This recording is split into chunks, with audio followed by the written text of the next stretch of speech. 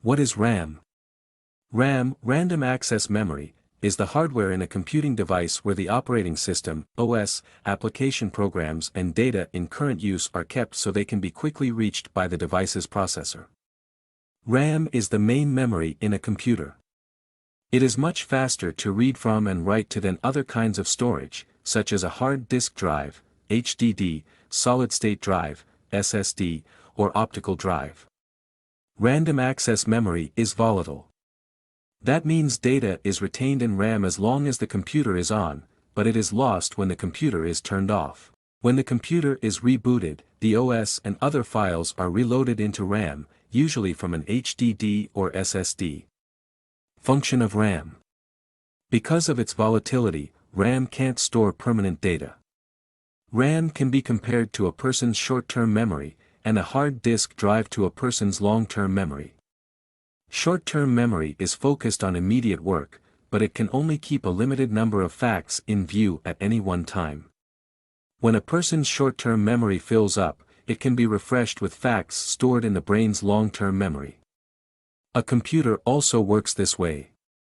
If RAM fills up, the computer's processor must repeatedly go to the hard disk to overlay the old data in RAM with new data. This process slows the computer's operation. A computer's hard disk can become completely full of data and unable to take any more, but RAM won't run out of memory. However, the combination of RAM and storage memory can be completely used up. How does RAM work? The term random access as applied to RAM comes from the fact that any storage location, also known as any memory address, can be accessed directly. Originally, the term random access memory was used to distinguish regular core memory from offline memory. Offline memory typically referred to magnetic tape from which a specific piece of data could only be accessed by locating the address sequentially, starting at the beginning of the tape. RAM is organized and controlled in a way that enables data to be stored and retrieved directly to and from specific locations. Other types of storage, such as the hard drive and CD-ROM, are also accessed directly or randomly, but the term random access isn't used to describe these other types of storage. RAM is similar in concept to a set of boxes in which each box can hold a 0 or a 1. Each box has a unique address that is found by counting across the columns and down the rows. A set of RAM boxes is called an array, and each box is known as a cell. To find a specific cell, the RAM controller sends the column and row address down a thin electrical line etched into the chip. Each row and column in a RAM array has its own address line. Any data that's read flows back on a separate data line. RAM is physically small and stored in microchips. It's also small in terms of the amount of data it can hold. A typical laptop computer may come with 8 GB of RAM, while a hard disk can hold 10 terabytes. A hard drive, on the other hand, stores data on the magnetized surface of what looks like a vinyl record. Alternatively, an SSD stores data in memory chips that, unlike RAM, are non-volatile. They don't depend on having constant power and won't lose data once the power is turned off. RAM microchips are gathered together into memory modules. These plug into slots in a computer's motherboard. A bus, or a set of electrical paths, is used to connect the motherboard slots to the processor. Most PCs enable users to add RAM modules up to a certain limit. Having more RAM in a computer cuts down on the number of times the processor must read data from the hard disk, an operation that takes longer than reading data from RAM. RAM access time is in nanoseconds, while storage memory access time is in milliseconds. How much RAM do you need? The amount of RAM needed all depends on what the user is doing. When video editing, for example, it's recommended that a system have at least 16 GB RAM, though more is desirable. For photo editing using Photoshop, Adobe recommends a system have at least 3 GB of RAM to run Photoshop CC on a Mac. However, if the user is working with other applications at the same time, even 8 GB of RAM can slow things down. Types of RAM. RAM comes in two primary forms. Dynamic Random Access Memory, DRAM, makes up the typical computing device's RAM, and as was previously noted, it needs that power to be on to retain stored data. Each DRAM cell has a charge or lack of charge held in an electrical capacitor. This data must be constantly refreshed with an electronic charge every few milliseconds to compensate for leaks from the capacitor. A transistor serves as a gate, determining whether a capacitor's value can be read or written. Static random access memory, SRAM, also needs constant power to hold on to data, but it doesn't need to be continually refreshed the way DRAM does. In SRAM, instead of a capacitor holding the charge, the transistor acts as a switch, with one position serving as 1 and the other position as 0. Static RAM requires several transistors to retain one bit of data compared to dynamic RAM, which needs only one transistor per bit. As a result, SRAM chips are much larger and more expensive than an equivalent amount of DRAM. However, SRAM is significantly faster and uses less power than DRAM. The price and speed differences mean static RAM is mainly used in small amounts as cache memory inside a computer's processor. History of RAM, RAM versus SDRAM. RAM was originally asynchronous because the RAM microchips had a different clock speed than the computer's processor. This was a problem as processors became more powerful and RAM couldn't keep up with the processor's requests for data. In the early 1990s, clock speeds were synchronized with the introduction of synchronous dynamic RAM, or SDRAM. By synchronizing a computer's memory with the inputs from the processor, computers were able to execute tasks faster. However, the original single data rate SDRAM, SDR-SDRAM, reached its limit quickly.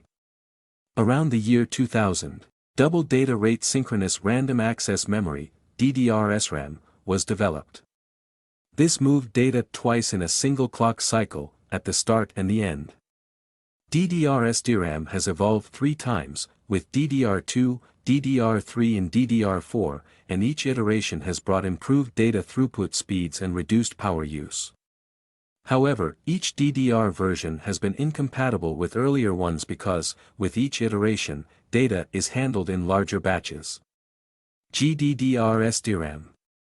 Graphics Double Data Rate, GDDR, SDRAM is used in graphics and video cards. Like DDR-SDRAM, the technology enables data to be moved at various points in a CPU clock cycle. However, it runs at higher voltages and has less strict timing than DDR-SDRAM. With parallel tasks, such as 2D and 3D video rendering, tight access times aren't as necessary, and GDDR can enable the higher speeds and memory bandwidth needed for GPU performance.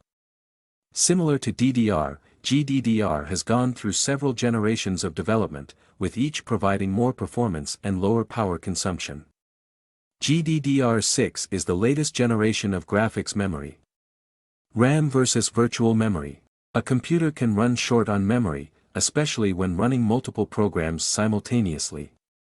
Operating systems can compensate for physical memory shortfalls by creating virtual memory. With virtual memory, data is temporarily transferred from RAM to disk storage, and virtual address space is increased using active memory in RAM and inactive memory in an HDD to form contiguous addresses that hold an application and its data. Using virtual memory, a system can load larger programs or multiple programs running at the same time, letting each operate as if it has infinite memory without having to add more RAM. Virtual memory is able to handle twice as many addresses as RAM.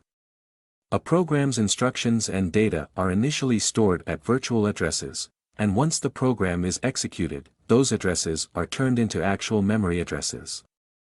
One downside to virtual memory is that it can slow a computer because data must be mapped between the virtual and physical memory. With physical memory alone, programs work directly from RAM. RAM versus flash memory.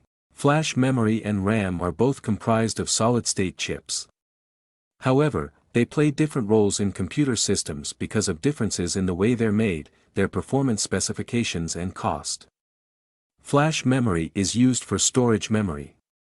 RAM is used as active memory that performs calculations on the data retrieved from storage.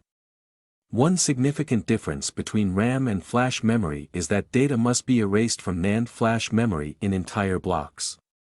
This makes it slower than RAM, where data can be erased in individual bits. However, NAND flash memory is less expensive than RAM, and it's also non-volatile. Unlike RAM, it can hold data even when the power is off.